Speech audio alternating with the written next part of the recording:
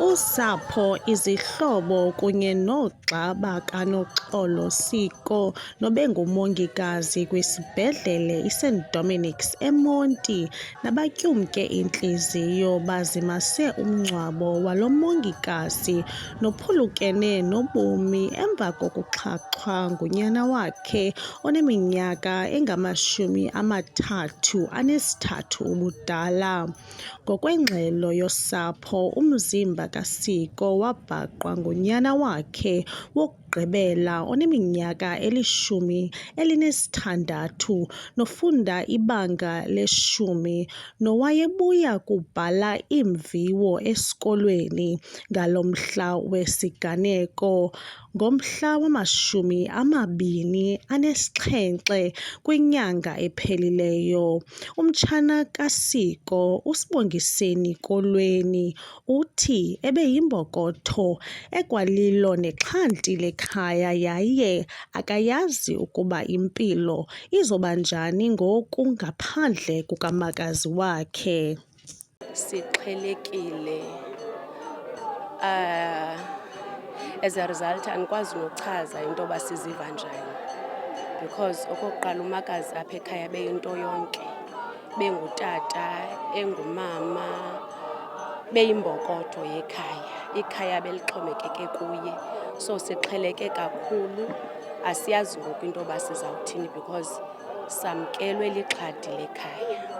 Usapho lukaSiko luthi unyana kaSiko nobenesidanga kwizifundo ze-psychology kodwa engasebenzi ebengengomntu ebebonakalisa iimpawu zokuba angaze abulale. Olu sapho luthi lusothukile sesi senzo senziwe lilungu laso. Uthe xa ebuya ke esikolweni phaa ngaboo11 ngalaa mini, umntana wathi xa engena wagangwa ligazi, qala ungena ekhitshini, waphumela ke kulo mnyango wasefront, woyika kumntana, wakhala, wabiza abamelwane. Beza abamelwane, waphinda wambona kwangokwakhe ewile ngapha kwesofa, kodwa zangambona into yoba wonzakele kangakanani na. Umhlali waseMdantsane apho abulelwe khona uSiko uthi nabo beluluntu basothukile sesi siganeko. Kwangendlela eyenzeke ngalo yinto esothusileyo, siyaqala ulibona isikizi okanye inyala elinjeni.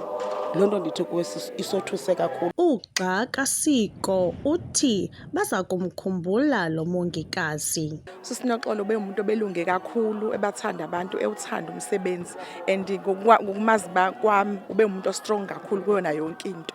So mkhumbula ngokuthi ubesefana njengoma wethu kuthina, thina sibancane kunaye, noma sinenkinga ubukwazi ukuthi uye kuyena ukhulume naye, ubefana njengomzali kuthina. Usapho luthi luzifumene iinkonzo kwisebe lophuhliso loluntu yaye unyana wokugqibela kaSiko ubonakala esemandleni wokuqhubekeka nemviwo.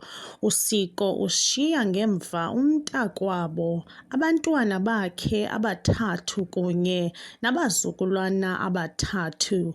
Unyana kaSiko wazinikela emapoliseni ngosuku olulandela olwesi siganeko, ukanti ngethuba sishicilela eli nqaku besingekafumani mpendulo kwisebe lesipolisa.